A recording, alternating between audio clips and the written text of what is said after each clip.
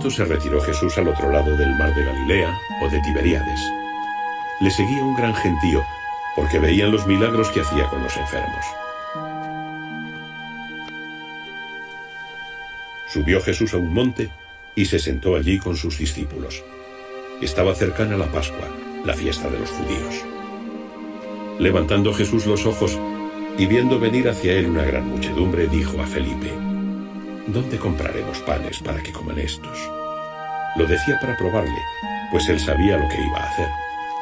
Felipe le respondió: 200 denarios de pan no bastan para que cada uno tome un poco.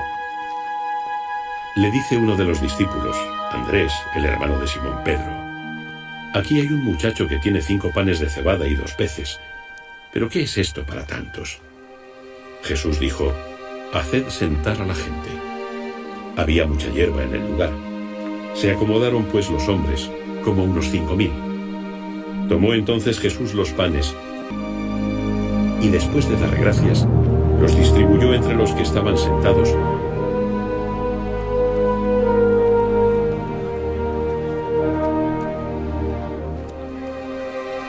E igualmente les dio de los peces cuanto quisieron.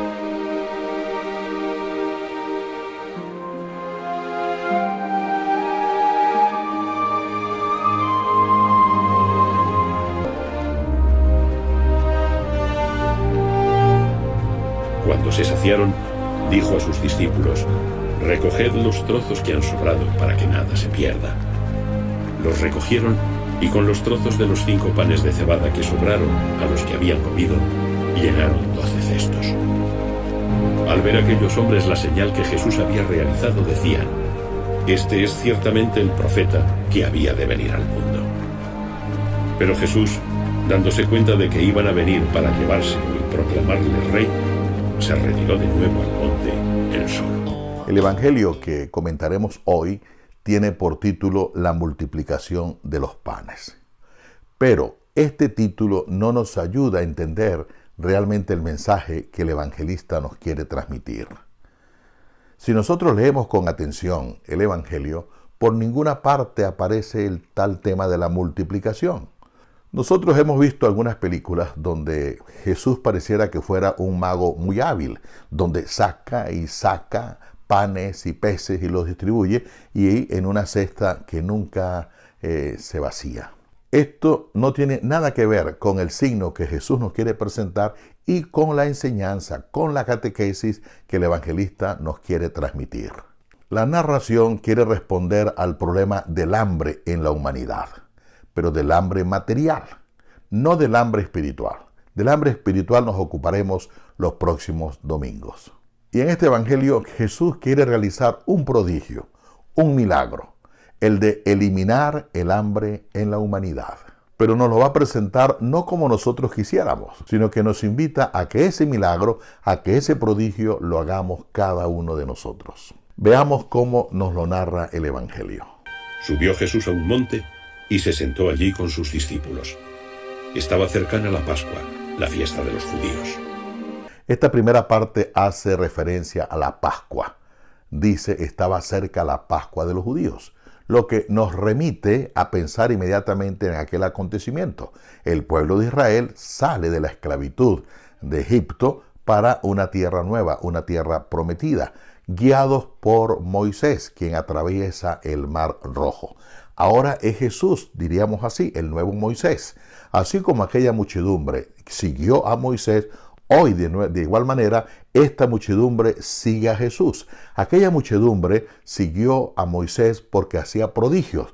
Esta muchedumbre también sigue a Jesús por las señales que ellos ven que sin duda vienen de Dios. Moisés sube a la montaña. Aquí también se nos dice que Cristo subió a la montaña. Cuando se habla de montaña, no debe entenderse como un lugar geográfico natural, real, sino más bien como un lugar donde hay el encuentro con el Señor.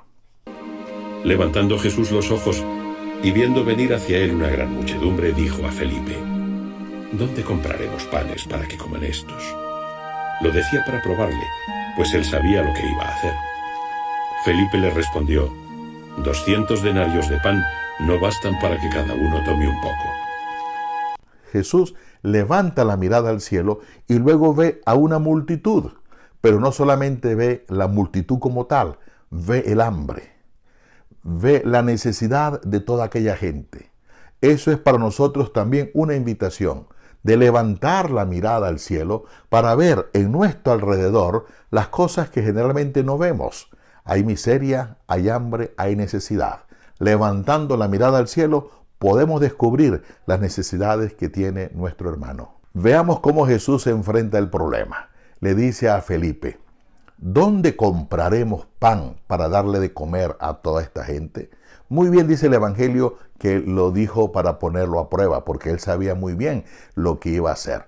Jesucristo entra en las categorías en las cuales nosotros vivimos hoy en día, de la compra y de la venta, del mercado, donde compraremos. Pero Felipe da un paso más adelante.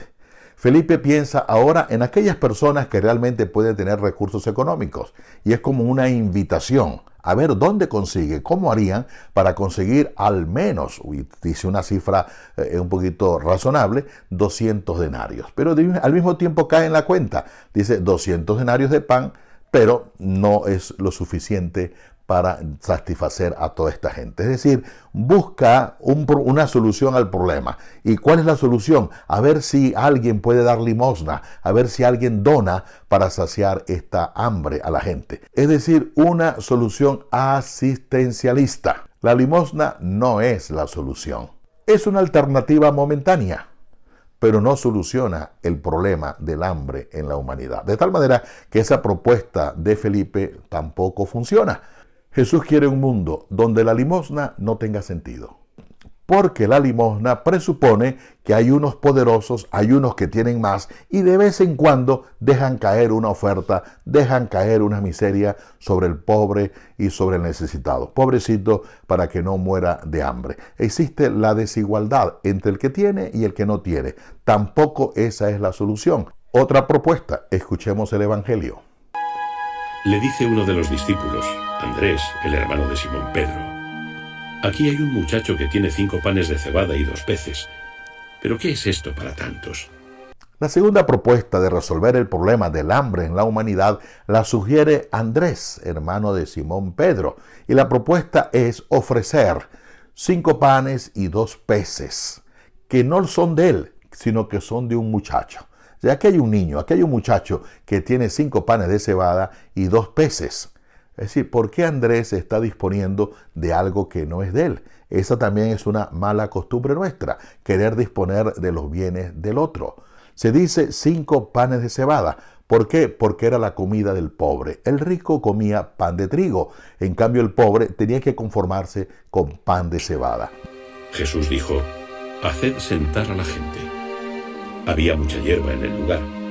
Se acomodaron pues los hombres, como unos 5.000. Tomó entonces Jesús los panes y después de dar gracias, los distribuyó entre los que estaban sentados.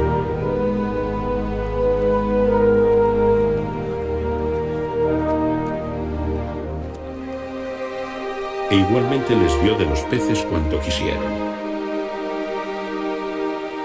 Jesús le dice a los discípulos: dígale a la gente que se recuesten. El recostarse significa libertad, siéntanse libres. Y Jesús les hace sentar en la hierba. Dice que allí había mucha hierba. Esto para recordarnos el Salmo 23, que dice: el Señor es mi pastor, en verdes praderas me hace recostar. La tercera propuesta es la generosidad de aquel niño, de aquel muchacho que pone en manos de Jesús lo poco que tiene. Jesús toma en sus manos, levanta la mirada al cielo, da gracias.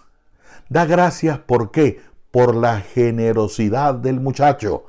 ¿Por qué? Porque si todos entendiéramos que los bienes que tenemos no son nuestros, por lo tanto no tengo por qué acapararlos, sino que vienen de Dios, soy capaz de ponerlo a disposición de los demás. Muchos cristianos buscan a Jesús como hacedor de prodigios, como hacedor de milagros. A Cristo no quiere eso. Cristo quiere que seas tú el que haga el prodigio. Quiere que seas tú el que haga el milagro compartiendo con los demás. Que Dios y la Virgen